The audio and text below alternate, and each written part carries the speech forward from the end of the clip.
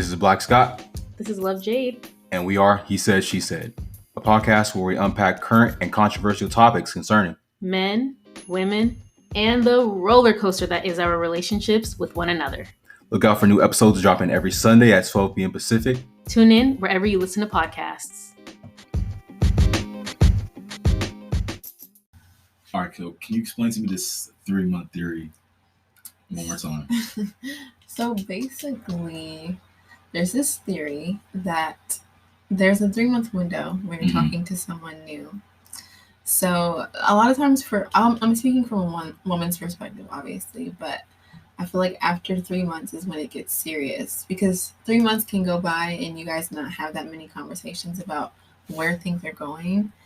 But after month number 3, it's like, okay, sir, what are we doing? Like, what's going on? Should we end it? And then too, I feel like after month number 3, you either end it because it's not going anywhere, or you keep going as long as you can because month 3 is like the pinnacle to where why are they going to continue doing what we're doing, or this was just a fling, or it didn't work, we just drop it off where it's at. Exactly. It's like a 90-day probation period with work. You can't, right, you can't ask for any days off or anything until that 90 days is up. We have to see how serious you are, how locked in you are. We got to see your performance, basically. 3 months is enough time. And then there's that concept of like someone can only fake something for 3 months. Yeah.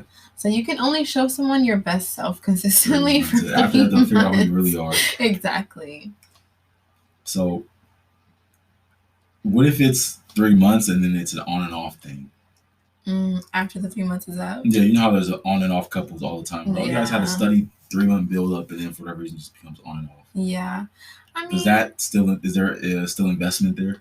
Yeah, if it's on and off in general, I think there's an investment because you're willing to open the door to close it and reopen the door over and over again. So you're pretty invested. Like, you can be in a relationship with someone for 2 years on and off, but that's your man. Right. The fact that like you said, the fact that you keep getting on and off and back on again. Exactly.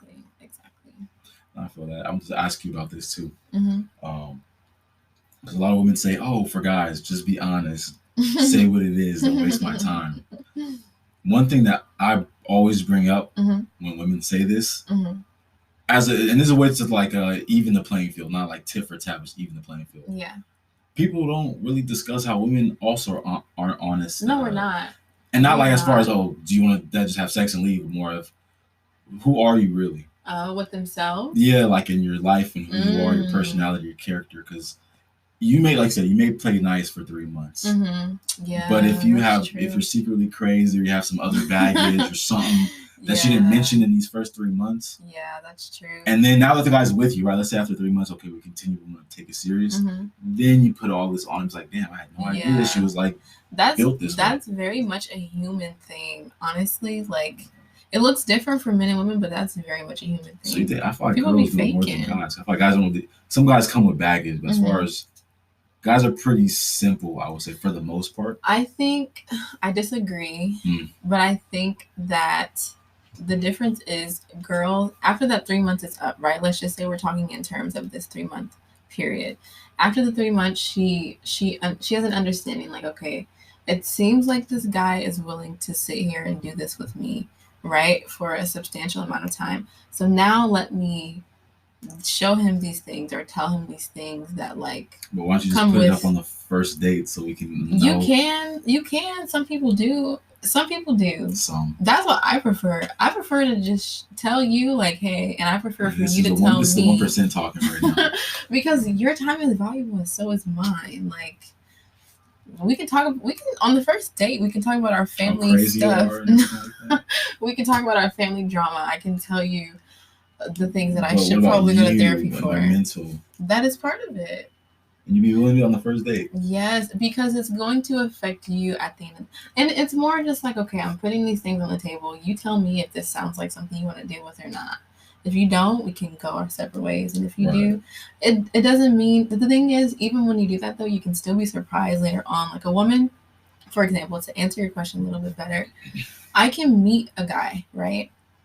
And I can see like parts of his personality, or he can tell me like how he grew up or whatever, and I can see in my head, I can kind of analyze, okay, we might run into problems here, we might run into problems here, and maybe something later down the line, but it sounds fine, like I'll accept it, I'll go with it, and I can still get surprised later because I didn't know how it was going to affect our actual relationship. Does that make sense? Right. So you put all this out there, but it's not applied. It's like, well, it's not applied yet. It's not applied, so you can't really. You. Yeah. So you can't really. You can only apply what you know to it. Does that make sense? Like you can only agree to what you know. If I met a guy and he told me that he has like communication issues, right? I can think that means one thing. And it ends up being.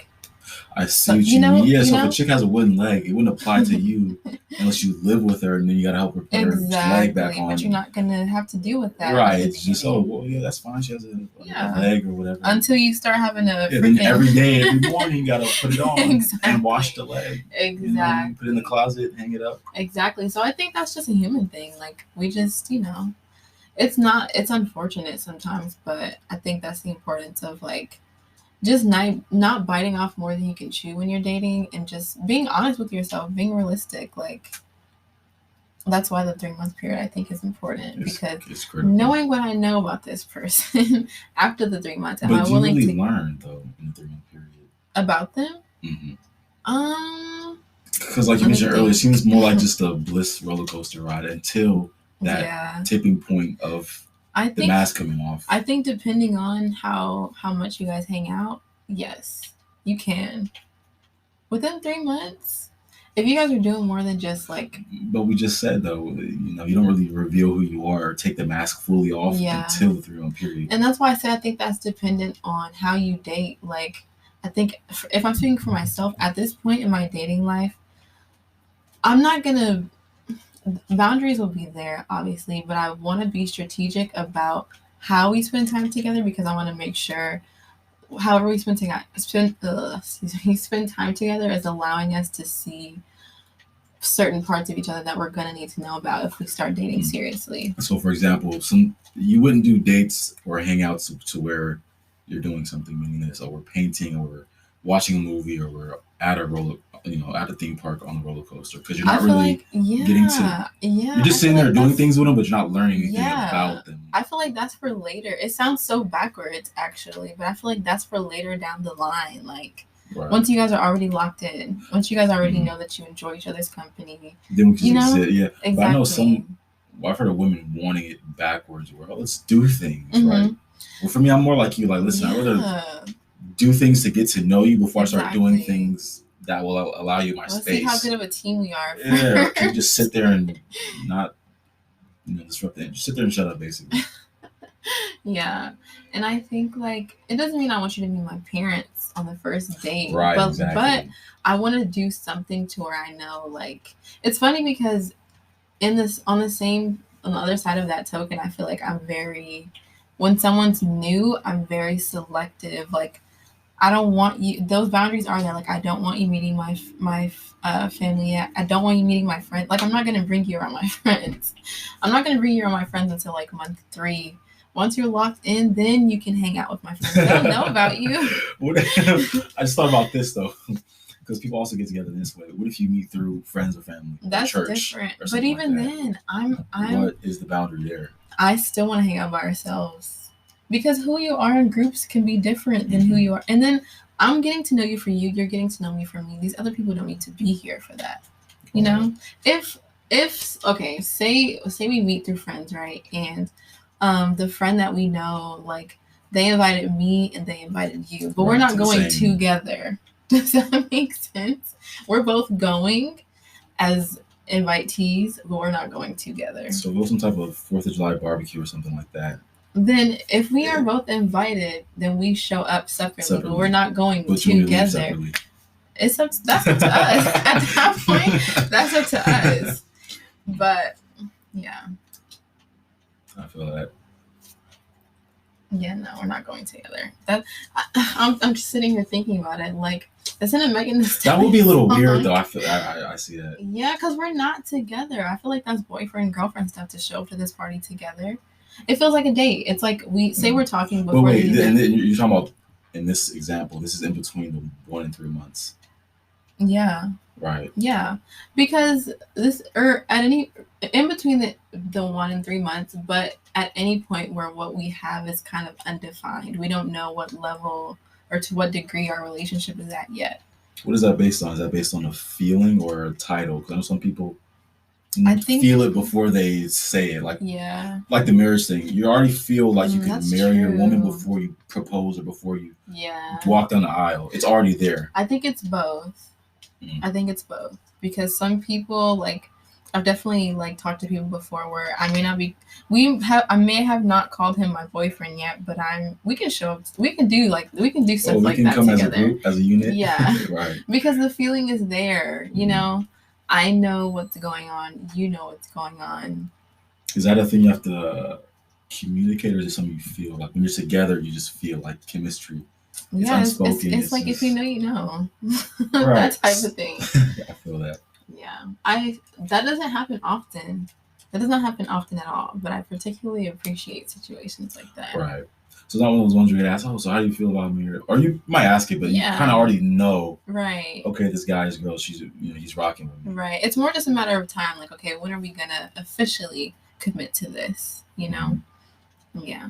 Yeah, that's why I think when it comes to the dating game, I'm not really a fan of the interviews and the questions, because I feel like a lot of stuff in the dating game is just I feel like subconscious, kind of unspoken. Yeah, and I feel like it's also very performative. Like more action based. Yeah, you can ask all the right questions, and the other person can give you all the right answers easily. It's like a job interview. Yeah, you can lie on an interview and be a piece of shit employee. Exactly. I saw this tweet the other day, and it was like something about, once I'm hired, I'm a whole different person. It's not the same person I got out the interview.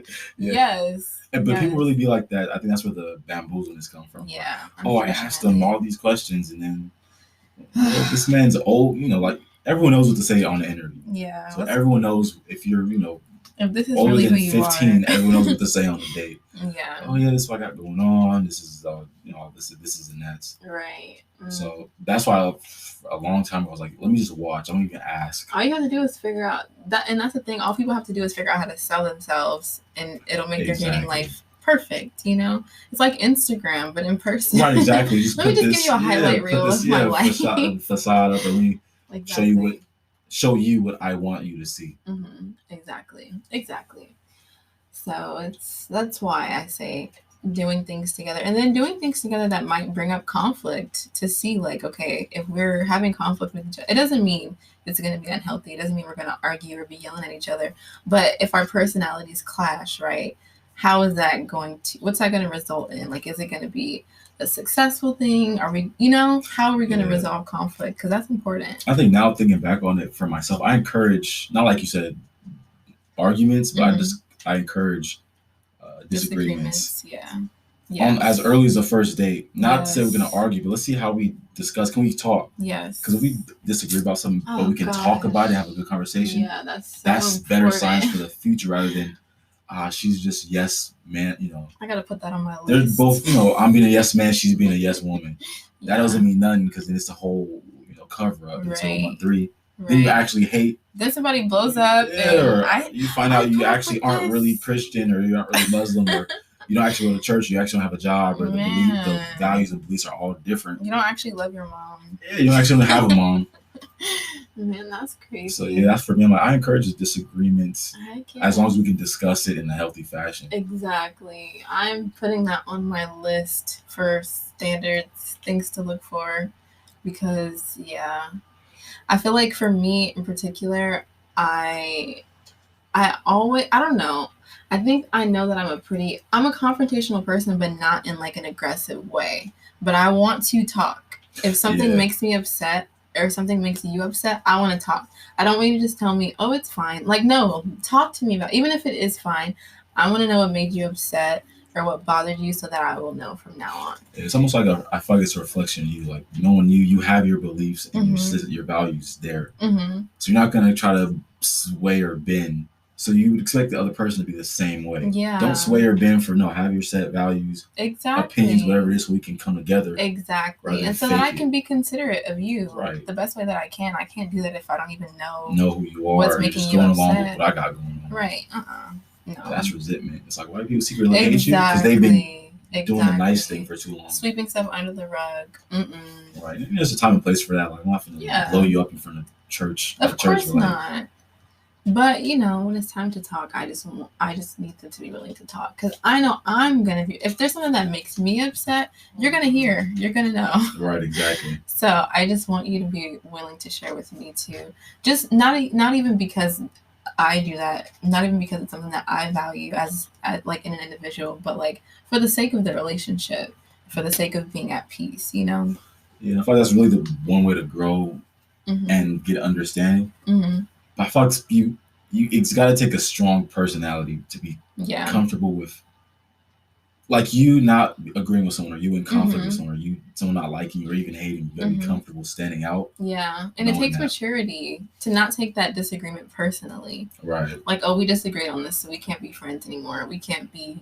I'm gonna write this girl off. She doesn't feel the same way that I feel about. Right, or she likes Italian. I like Chinese. Yeah.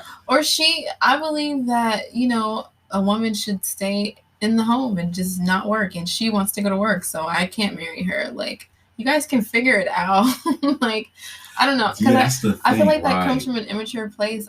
Like, if you know that this woman that you're interested in is willing to, or that's her desire to work, to go and do things with herself, she has goals, she has aspirations, don't just write her off because that doesn't mean she's going to be a bad mom. It doesn't mean she's not going to care about your family. It literally just means she has goals that she wants to accomplish. But like you said, you got to talk about that. So yeah.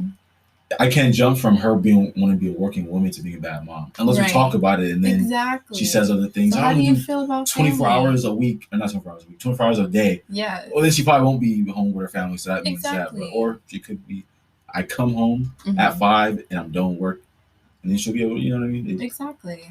Yeah, I think with the dating game, it's not. And I think a lot of social media makes it seem like it's a zero-sum game. If he don't have this, if he don't have that, like the Derek Jackson stuff, you're done, you're cut. No. There's no wiggle room. No.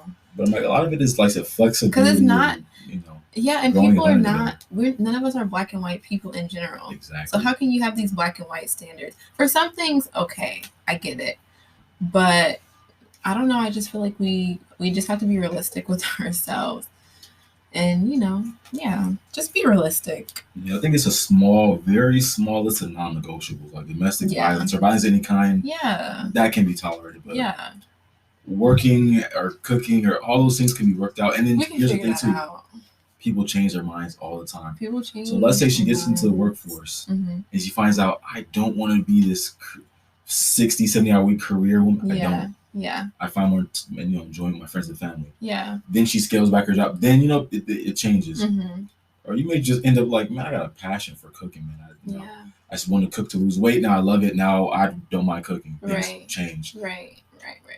So I think one person, it's a phrase where when it comes to dating, don't have all the things, the perfect things that makes a perfect person, but have the list of non-negotiables for yourself. So things that you will not tolerate no matter what, and then work with the rest. And things that you specifically want.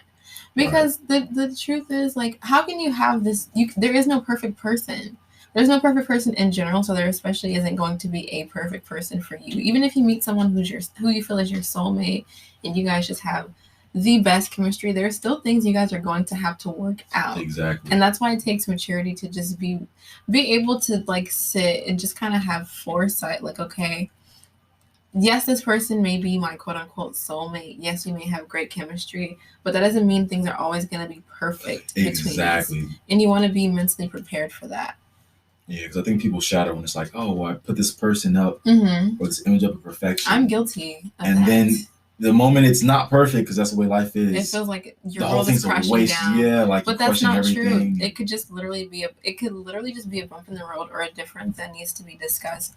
So discuss it and move on. Exactly. I'm speaking to myself, but so we got some therapy going on here, some church going on in the building real quick. Yes, but it's a crazy game out here, man.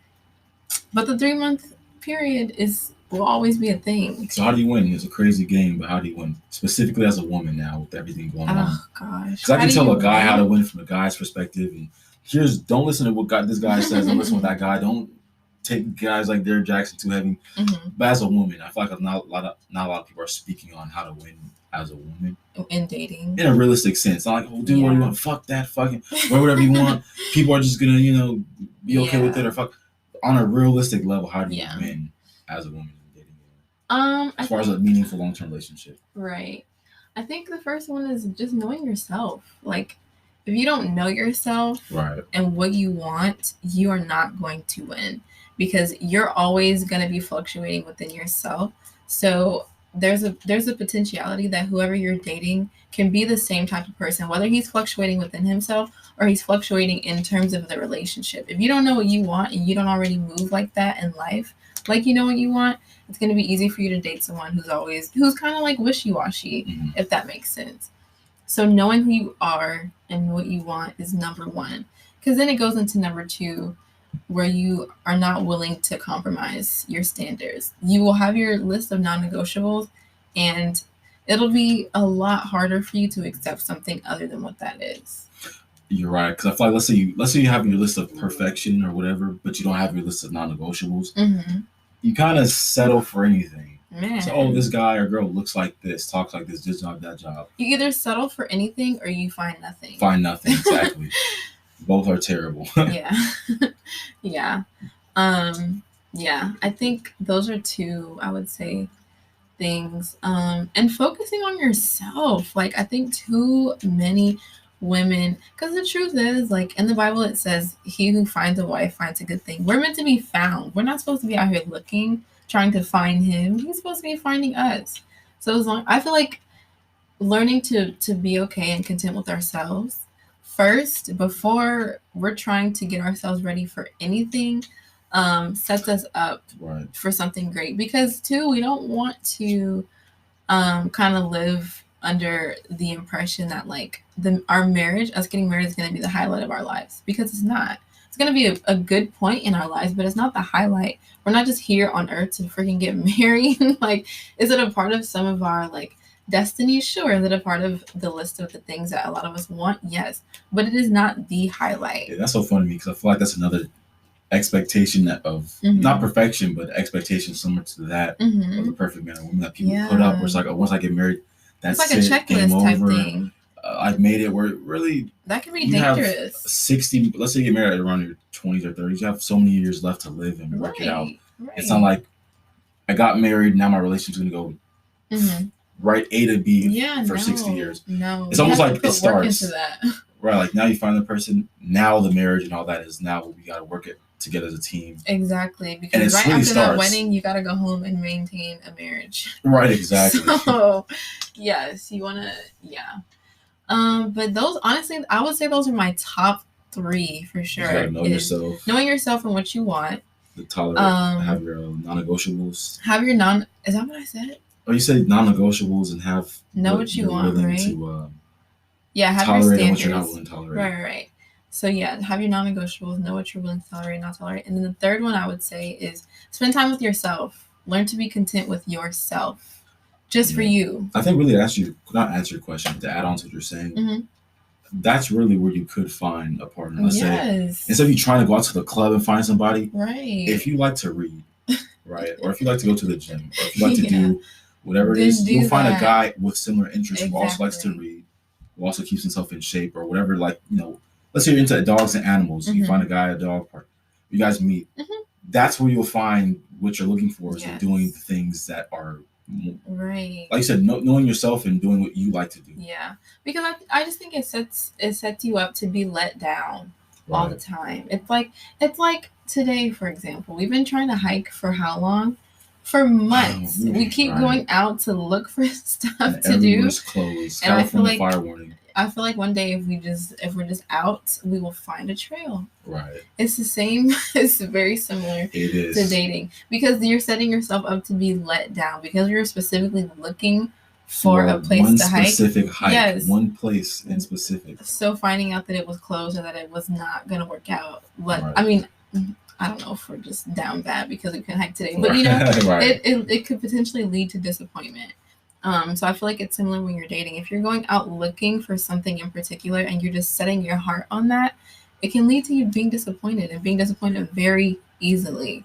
Yeah. I think the tunnel vision that's created when you have that type of focus allows you to miss other things. So let's say I'm only going to, like, you know, conventionally meet people at the bar or club is what people would think. Yeah. So you're only going there. Well, you miss all the guys who don't go there. Right. Like I said, go to the dog park, go to the gym, go to the coffee shop or library, Barnes and Nobles, whatever. Right. You're missing all those people because you're fixated on, oh, this is where we meet guys, because this is what social media says, and this is what we do. Yeah. And that tunnel vision has you not seeing other possibilities. Right.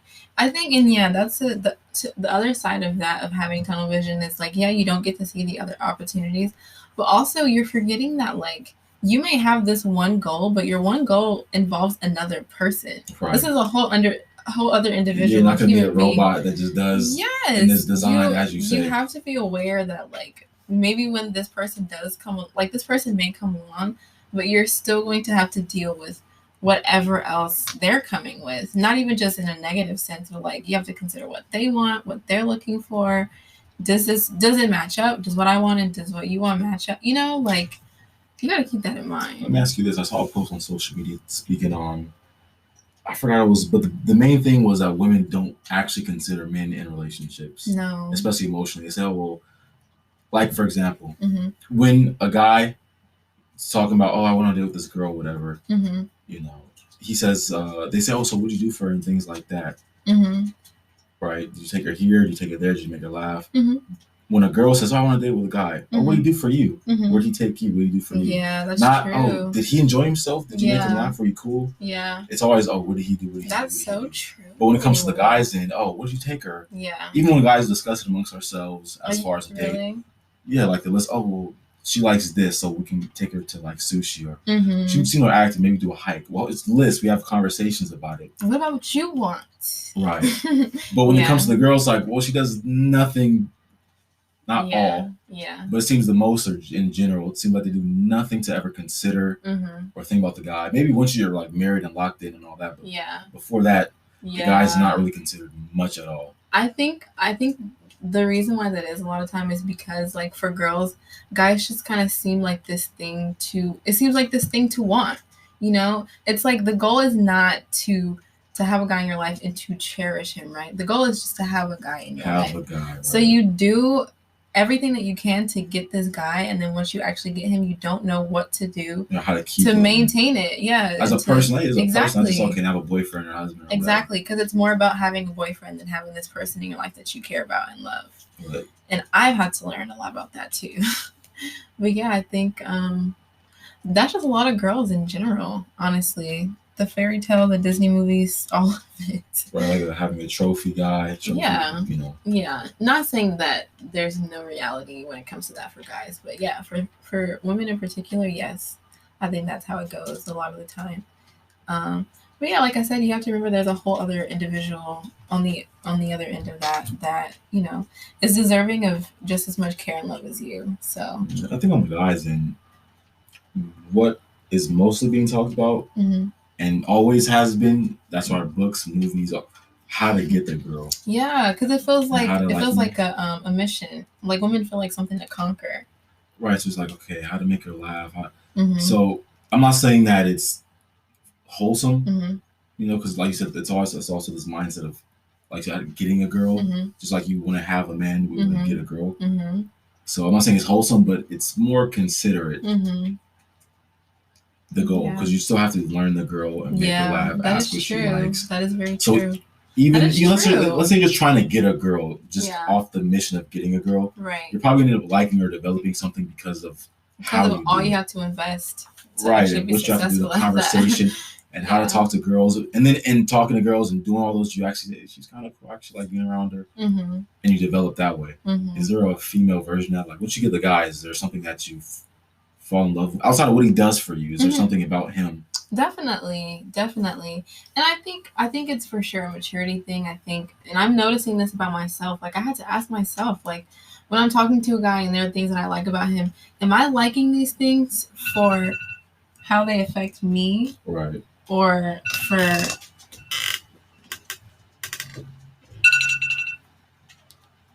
am I liking these things for how they affect me, or am I liking them just because they're part of who he is as a person?